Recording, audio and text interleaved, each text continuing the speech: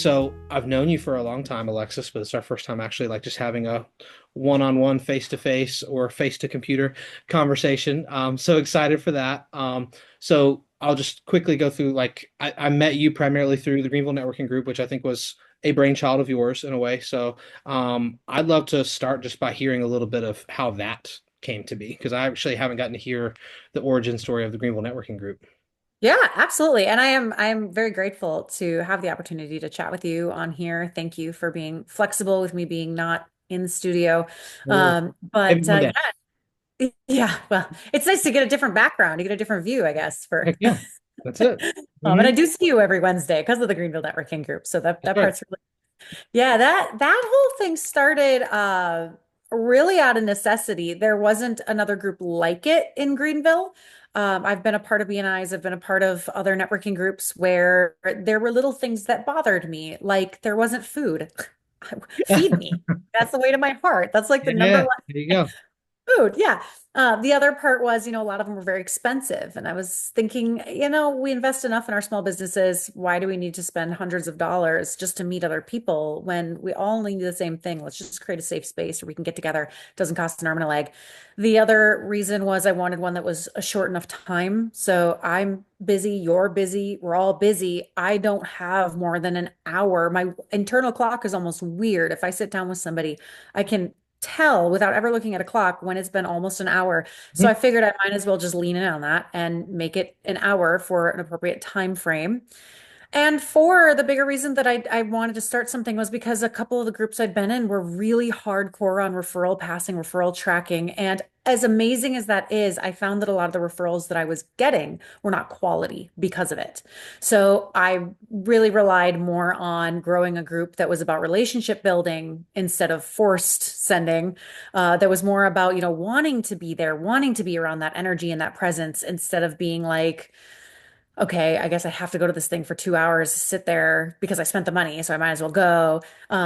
Again, the food, I'm like, you feed me, I want to show up. So Right. I'm always curious what each person brings each week. So that was really the whole purpose I started it was I wanted a group that was really catered to what I had thought was missing in the networking world. I didn't do it to make money, which really I think helps Yep. when somebody starts something and it's not meant to be an income venture. Those tend to come from a little bit more organic place. So yeah, that's pretty much it. The Greenville Networking Group kind of just grew. We went up to 4 chapters within 3 years, and then it's just me. So I said, that's too much. I don't want to do this anymore. So now I'm down to two. Mhm. But that's pretty much how it Hold on got with started. that. Okay, Ebbs so and flows. a couple things I heard you say there. One was like just the, and I can't stand this either, the empty gesture referrals, right? Just the like, hey, let me just like throw this out there. My I mom, that's right. my sister. Yeah, yes, right. For me, and I've done all the networking groups as well. I'm a president of a Liberty chapter. I've been in BNI. I've done Chamber of Commerce and all that stuff. And for me, like if I'm gonna call something a referral, yeah, it better be an actual referral. And so you can disagree with me, but for me, what a referral is I in that agree. context is it has to be, I have to have a way to contact that person in order for it to Yeah. be a referral, right? So Yeah. I appreciate all the people that will, for instance, tag my name on a Facebook post or something like that. And please do that. But like even that is not a referral, because if that person never reaches out to me, I have no way of ever contacting them, right? Like really, if I'm going to go on the hook and say I'm going to give you a referral, it's, hey, Alexis, I talked to my friend who needs what you do and they're really interested. Here's their number. I want you to reach out to them. Like, or hey, here's an email introduction where I connect the two of you guys. Like, that's a referral. Because now all of a sudden, like, I've handed this relationship that I've taken time to build, and now I've tried to take that credibility I've built up with that person and now pass it on to this referral. You know what I'm saying? Right. So it's not that Yeah. there isn't any value to an introduction or a recommendation, but an introduction or recommendation is not a referral, right? And so anyway, all that to say, I've been in those groups where we track referrals, and it's like, dude, you dropped my business card off at your veterinarian's office. Thank you, but that's not a referral. Like, I Uh, appreciate you thinking of me, but that feels a little bit like a empty gesture just so you could check the box that you had a referral for this week. So let's not do that. So yep. I Totally agree. yeah. And then the other piece, like you said, is the relationship building piece, which I totally agree. Sometimes I feel this way myself. Once you've been in the networking circles long enough, well, guess what? I know more than one person that does pretty much everything, right? Mhm. So, well, but I'm a part of this group, so now I'm obligated. I must only refer to this person, and I have always been of the philosophy that like best relationship wins, right? Whether they're a part of my networking group or they're somebody that I see every Sunday at church or they're, parents of a kid that's on my whatever kid's soccer team, or I don't care. Like if I know this person better and I trust them, then that's the person that I would recommend, not, oh, there's this person that just happens to share the room with me for an hour every Tuesday or every Wednesday or whatever, you know? So, right, Yeah. like, so I think that's the value of a networking group is it just tees it up. It says, here are some people that are looking to build relationships. And now it's an open door, it's an opportunity, but you still have to step through that door. Like you still have to be able to build trust and credibility with those people and not just come in with some sense of entitlement or expectation of, well, now that I'm a part of this group, I expect to be receiving referrals from this person. It's like, Exactly. And that I has to do be see right, that. you know? And I mean that's person to person, right? Like I even see that with some of the members that we do have in the Greenville Networking Group where they expect that somebody will send Right. a referral. And I've had to have conversations with them that says, no, no, people will refer who they have a better relationship with. And it may not be you and that's okay. Usually they're okay with it once we have a conversation. But I think coming off of other groups that have really pushed that mentality, Greenville Networking Group just has a different mindset, which Liberty is as well. They have a different mindset. They're a little bit more chill, which I Mhm. appreciate. Yeah, yeah. I've enjoyed that piece as well. And that doesn't Mhm. mean that there's not a place for more like serious networking, but then just understanding what you're getting for what you're signing up for, like, and sometimes the type of people that might gravitate towards one versus the other. And not every business is going to find success in every one of those. And I think it's okay to kind of cast your net in a lot of different directions to see what works the best. At the end of the day, I've never felt like it was a total waste of my time, at least in that, even if it quote unquote hasn't worked, well, at least that's more people that know my name, know our business, know who we are. It's at least more awareness, if nothing else. But I have Yes. had a lot of success both in Greenville Networking and in some other groups, actually having some relationships that really turn into collaborations or some friends that then turn into clients or having people that we trust enough to be able to do things for us. I think those have all been productive things that we've gotten from it for sure. So, Nice. Yeah. Well, I know you've done in the Greenville Networking Group, you've done, I think, fairly well. The amount of shout outs that you get from our members, it's awesome. I mean, yeah. I need to learn more and explain to me more about like Mhm. what your deepest passion is because I know you guys can you can help with so many different situations Mhm. within like physical therapy. But I mean, you get shout outs from the people in the group for neck, wrist, Yeah, yeah. ankle, leg, all the things. So Huh? like what is your passion Yeah, good as someone question. like this? So I'll speak from the perspective of the business owner now because at the stage of business that we're in now, I'm fairly detached from the like delivery of clinical care. I'm not Sure. like accepting new patients myself. I've got therapists on my team that I have recruited and trained and have kind of come underneath our umbrella and adopted our philosophy and way of doing things. But when you ask me like what drives a lot of that, so everything starts with a story, right? So the story on this one is I was a physical therapist before I started my own business, so I got to see what different aspects of like the healthcare system actually function like, right? So uh, I I was a physical therapist with what was Proaxis Therapy, then got bought out by ATI Physical Therapy, which is kind of like the largest PT conglomerate in the US, the largest PT company under one name. So they have the exclusive contract for the Prisma Health System. So I did residency there and then stayed on for another 4 or 5 years after, and just didn't know any different. Like certainly hoped that there were some ways that I could do things differently, but what the kind of was the story. I guess there's two of them, but I'll start with the one that involves my mom. So my mom, I mentioned earlier before we started recording, competitive tennis player, had knee issues on and off for like 5 or 10 years, had multiple surgeries, never quite got back to where she wanted to be, and then eventually kind of got to the point of like, hey, you're in your 50s, you're fit and healthy, but like the only thing we have for you is a knee replacement at this point. Do you want to do it or not?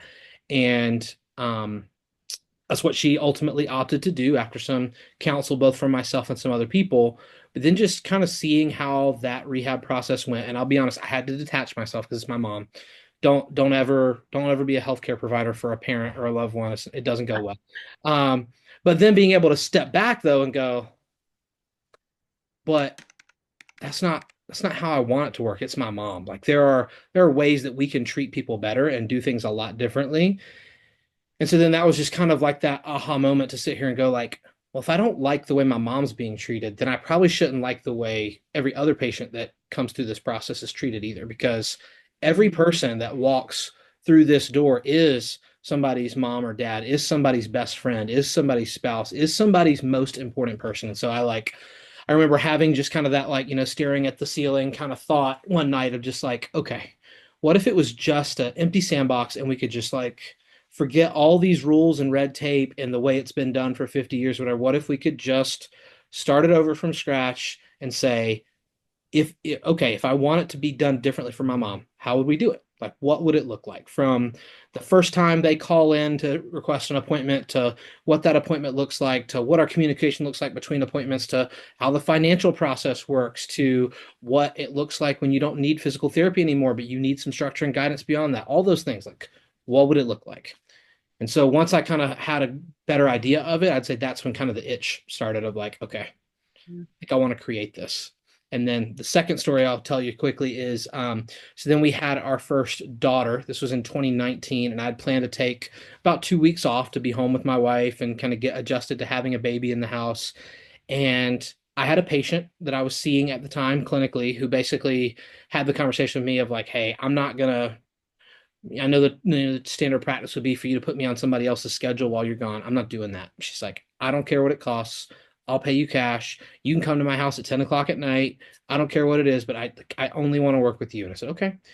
And so then that person just happened to be a kind of a business marketing minded person. And so, yes, it turned into me seeing them on the side while I was on paternity leave, but it also turned into them being like, you should do this. Like what you're doing right now, like you're telling me if you could draw it up from scratch, this is how you would do it. You should do it. Like forget all this other stuff. And so that was kind of the nudge that I needed. So, You uh, had doors opening in different areas that were pushing you in the yeah, same direction. and I almost needed that like proof positive of like, okay, other people see a need for this, other people see value in this, and other people want this. This is not just like a, oh, well, pie in the sky. If I could make it perfect, it was like, no, there's people that like see that I know what's available out there and I don't want that. I want something different. If you would create something different, I would gladly seek you out for those things. I said, okay.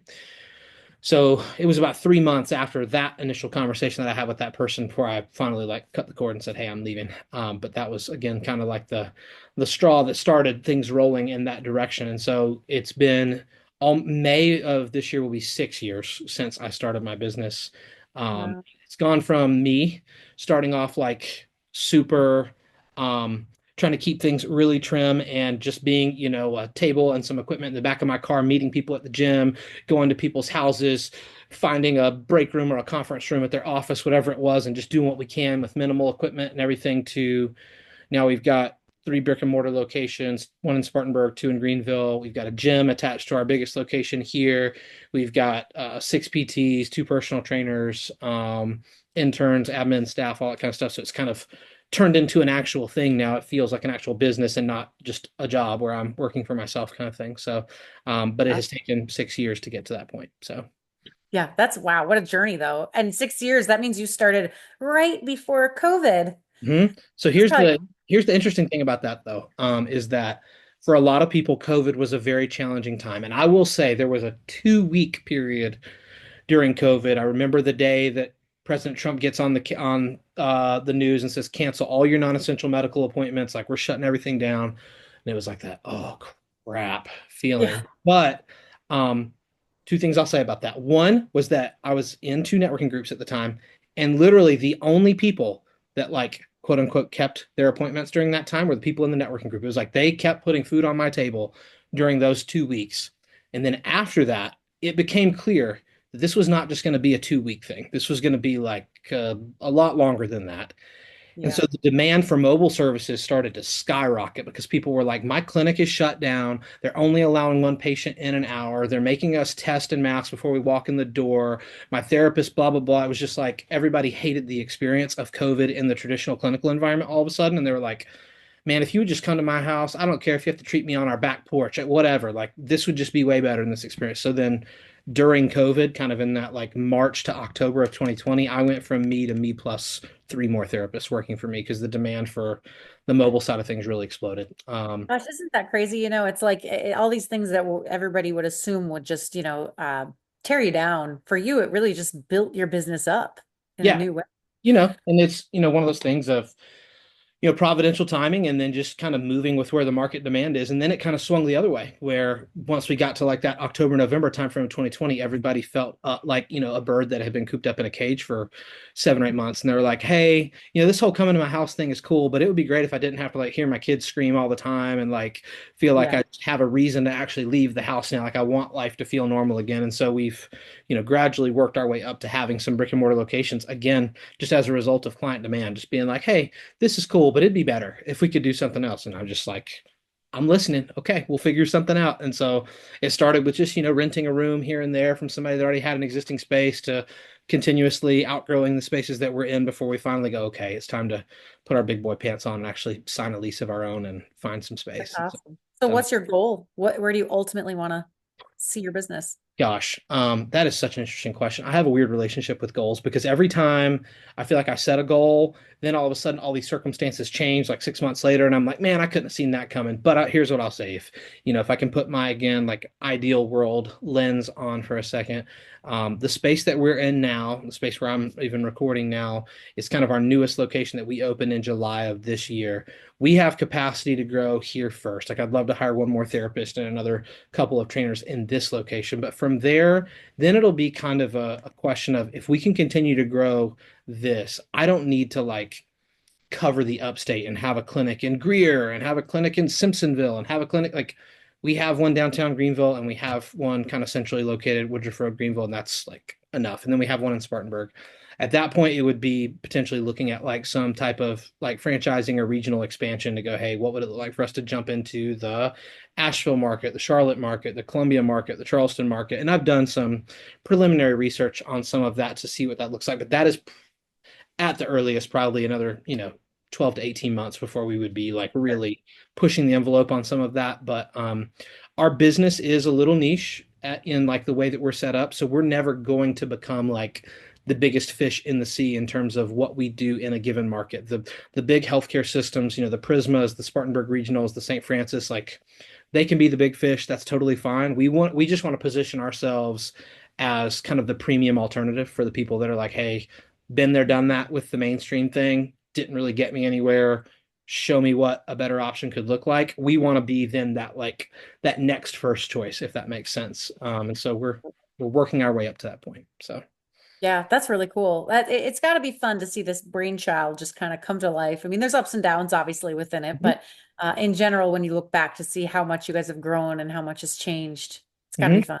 Yeah, I mean, even about an hour before we jumped on this conversation, I was working out in the gym and just looking around and just seeing like, oh wow, like we did like a year ago, we didn't even have our own gym, and now I'm looking around and this gym is full of people that are just here because they want to be here. Like even just, I do have lots of those little pinch myself moments. So yeah, it's been incredibly rewarding, and a lot of credit just goes to the fact that I've made some very good hiring decisions over the years. So I've got some team members that carry a ton of weight, who are rock stars at what they do, who are magnetic personalities that like people just they see them and they're like, I don't know what you're doing, but I want to be a part of that. And it's like those are the kind of people that we want to continue to bring onto our team to hopefully help us accomplish that mission. So, all right, I'm going to put you back in the hot seat now. So I know skincare is what you're in the Greenville Networking Group for. So, Yeah. happy to hear about that. But then I know you also do other things in terms of social media and influencer life and all that fun stuff. So I'd love to hear a little bit more about that.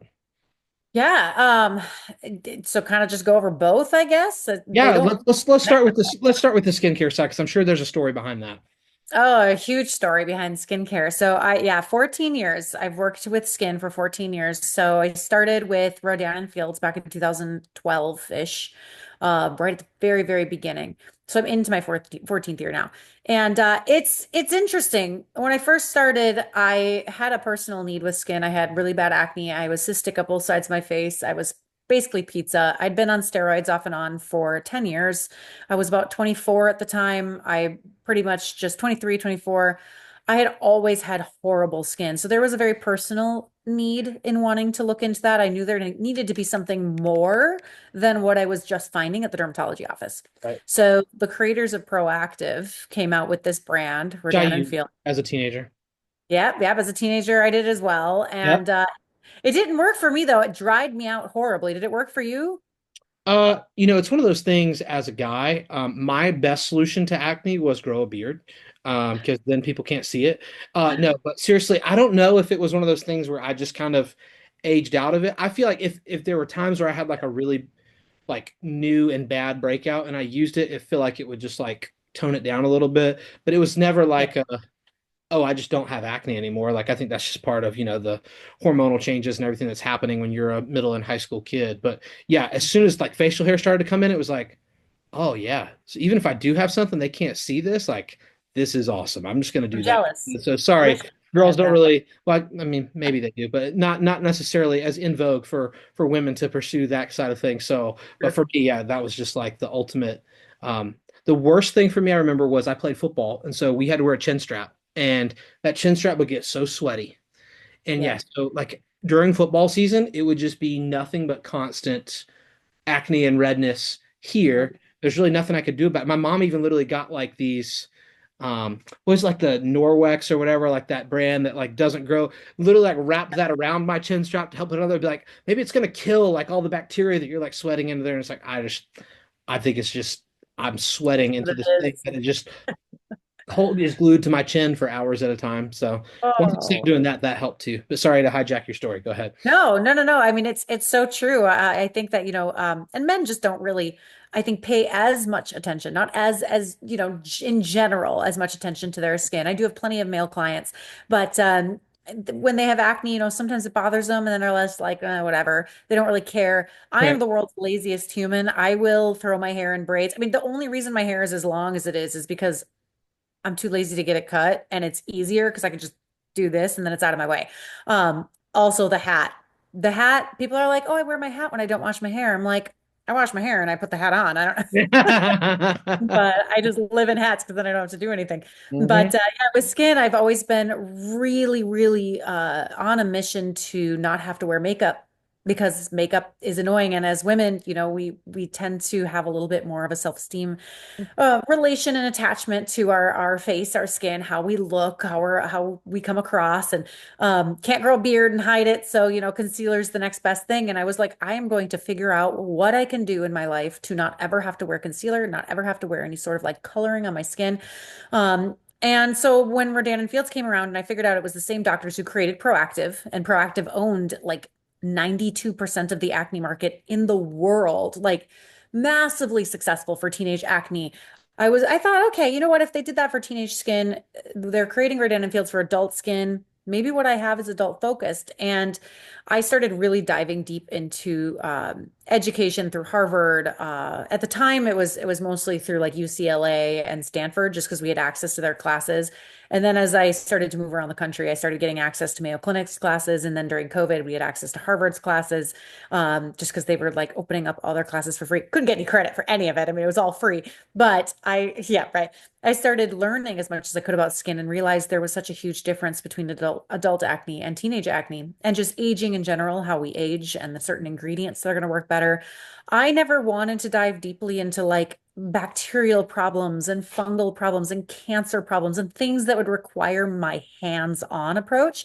hmm So Rodan Fields was a really good fit because it allowed me to move around the country. I was able to live all over. I basically just lived off that. I lived in Australia, Canada, all over the US, and kind of just brought my business with me. I was meeting clients on the ground floor everywhere I went, opening bases and helping people with their skin when the derm didn't have time for them, which dermatologists obviously are fantastic, but they are so busy. I mean, it can take months to get an appointment with them. If you just have something like acne or you just want to start the anti-aging process and you don't want to go in and get something more invasive, talking to someone like me was great because it was A, free, B, anything I send is 100% refundable. You can literally try it. And Yep. then C, I just had so much deeper education on more of the ingredients, which I think helped because I could Yep. explain to them why they were using what they did. So that's the skincare thing. I did that until full time and only that full time until August of last year when Rodan and Fields changed their business structure. And in September, I had to figure out what to do. So I still help people with their skin. I could still work with the products, but there's a huge part of Rodan and Fields that I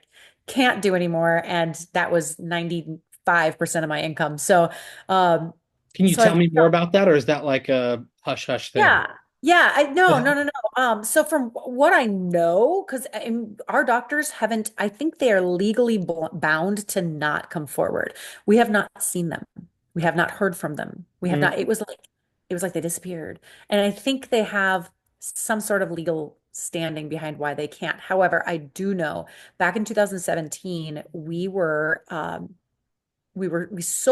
bought out. Two-thirds of our company was bought out by a company called TPG, which they handle like Nike, Aflac, huge companies, only billion-dollar brands. So to us, we were like, oh my gosh, we've only been around for at that point maybe 8 years, 9 years. We were like, this is amazing. The fact that they even want to work with us, they want to back us financially, that's huge. Our goal was to go international quickly. We wanted to hit a ton of countries. To have that financial backing was going to be really smart. Well, that was 2017. Things went really well. We started the whole impression into dropping into Mexico, dropping into Japan. We went into Australia. In Australia, I was on the ground floor there. I had tickets to Japan when we were going to go on the ground floor there, and that happened in 2020. Mm. So that all fell apart. Obviously, I didn't go. And I think and this is where I'm like, I don't know, because no one will tell us straight out what happened. I think something happened to TPG and they owned two-thirds of our company. Not only were we hurt and affected because of COVID, we just couldn't meet with people in person, which is a lot of where my business comes from is networking. But at the same time, I think something happened to TPG and they weren't able to back us financially anymore because we were barely hanging on. Like you could see some of the things the company was doing. You were like, ugh, we're having too many specials. Yeah, yeah, exactly. A little bit every Working month. I'm real telling my hard. people, Yep. yeah, but this doesn't feel right. And then last year at the beginning of January, I think it was, oh, who was it? What's the financial institute, the big government finance, FTC, the The FTC. SEC, the SEC, Yeah, the I think it was the FTC. They put a law in place that any direct sales company, which is what we were credited under, any direct sales company that has consultants working under them have to pay a certain amount per consultant. It bankrupted tons of companies. I don't know if you remember seeing last year, Pure Romance, Beauty Counter, Essence, something with another as there was a whole bunch of them that went under. Mhm. And we couldn't, we were one of them. We couldn't keep Yeah. above, we couldn't float. So they ended up cutting out that whole aspect. And yeah, I had a team of 500 people that I was coaching and teaching around the world. Mm. And that was my whole income. I I have, still, products are still good, but uh, so I have a friend in a similar situation. There was a company that essentially marketed this like cruise membership. I don't know if you're familiar with this one that was a similar thing, but it was basically like if you deposit $100 a month, this company will match it for $100 a month, but you can only use it for cruising. So it yeah, was kind of like, so if you committed to it for 5 years, the end of 5 years, you would have put in what is that? Like 60 times 100. So that's $6,000. The end of 5 years, you would have put in 6,000. They would have matched another 6,000. So in 5 years, you can take your whole family on a cruise for $12,000. All you got to do is just pay $100 a month. It's like, oh, that seems awesome. I'll do that. And so, of course, I was brought in by, a gentleman who did that. And then they had the opportunity, hey, if you want to become an ambassador and if you bring five people underneath you, then you don't even have to contribute $100 anymore because their contributions cover yours. And it became the big thing. seems Well, a little messy, honestly. yeah, it kind of is. But he suffered a similar fate where like that was his whole income, was recruiting people to join this thing, and then whatever those rules were that changed. And now I can tell you because I paid into all this. Yeah. Now the whole setup has flipped to where it's not you put in $100, we match it $100. It's basically you're paying $100 a month to be a part of this discounting club now, where we'll Mhm. get you the best price on a cruise as long as you continue to pay us $100 a month. I'm like, Oh, okay. you're kind of stuck because it's like if I terminate that, then as soon as you stop making your contributions, you lose whatever money you put in. So you Yeah, basically that's like I just look at my wife. I was like, if we ever want to get this money back, we just got to book a cruise and then cancel it. That's all we can do at this point. Yeah. I don't want to lose this. We've been in it for like 3 or 4 years. It's like I don't want to lose a couple $1,000s just because we don't want to pay a couple more $100 a month until we decide we want to go on a cruise. So we're just going to book a cruise and then be done with this thing. But I don't know how I anyway, feel about all that life to say, insurance. I know several companies have suffered a similar fate. So I'm sorry to hear that that was Oh, you thank relied you. on so much, and then all of a sudden you get that dropped in your lap. Well, if it wasn't a government change, we would have been fine. I mean, that's the hard thing is it's like there was no investment fee. I think it was like $45 to get in, and then you got a discount forever and ever. But it was like none of my clients paid, none of my business partners paid me anything. There was no, it was very cut and dry. Like we were actually taught in Harvard Business School as like the way to run a direct sales company because it was the most clean. But and I don't know if that maybe hindered us. It was too easy to shut us down because there weren't that many compli like there was no money tied up. So maybe it was just like, oh, sorry, now we have to change laws, so you're just out. And there was nothing, we had no money in the game. We had no stake in the game. Right. So maybe that is why it was so easy. They didn't have to reformulate. They could just shut it down. Either Yep. way, I'm just glad I still have access to the products because I don't think I could live without them. Yep. And they are going back. It's funny. We started in Nordstrom, Bloomingdale's, and Macy's, and now we just announced that we're starting in Ulta again. And I'm like, we Oh, are coming full circle. I'm not too worried. I think people will still want to work with someone who's, has 14 years of personal knowledge in it versus a teenage kid that's working at Ulta who can't really guide sure. them on what they're using. Sure, for But sure. I do think it's really interesting that our whole product system is going full circle back into department stores now. Like it's really Interesting. strange. Well, we've got a few minutes left. I guess I just wanted to ask you, this is something I like to ask everybody, whether it's through your social media business, personally, through the skincare stuff that you were doing. I just love kind of hearing like the why, people's kind of core values, what drives you, what's kind of the thing that's like intertwined between everything you do that kind of makes it uniquely yours. So I'd love to hear that from you. I love that. And you're actually the second person that's posed this question to me recently. I had a friend that does journal writings, and she said, Okay. I want to know what your purpose is. Like kind of the same kind of concept. What's your purpose? And I think I knew it prior to Rodan and Fields flipping all over the place. And I've floundered a lot last winter and into now. Honestly, I don't even think I'm really fully back afloat to knowing exactly what my passion is or why I'm doing what I do. But I can say I'm pretty sure my purpose is just because this is always what I've been doing, and it ties into Rodan and Fields. It ties into how I was as a child, is live a life as an example to others. I tend to do things a little off the kilt. I know I mentioned to you this morning I went and learned how to play pickleball for a video with PKL Park. And this afternoon I'm going to Spartanburg and I'm having dinner at a restaurant that's hosting us so that we can help promote them and what they do. Like every day is totally different. And I love that. I love getting to do new things and try new things. And I think that's with Rodan and Fields. It allowed me that freedom to move all over, find new cultures. So I would say that's the biggest reason I do what I do, both with social media content creation, which I don't handle pages. I don't do social media management for people. I just, if it aligns with my audience, I just help their businesses promote. But I really only pick things that align because I want it to be a part of living a life that's relatable Yep. and a life that people maybe are like, it's just like one step over what they would think would be normal. But Hmm. then they're like, "Oh, but she's doing it. So I guess I can." So that's really my biggest, I think my biggest why is I to just love be an example. I love that. Well, it's gonna cut us off in a second because I accidentally only selected my my unpaid account versus my paid Zoom. So I'm sorry. No Just worries. so I wanted to get that last question in. But thank you for taking the time to do this today. I appreciate it. Yeah. And we'll do it again sometime in person. How about that? Sounds good. Good to see you, Jordan. Yep, good to see you too. Thanks, Alexis.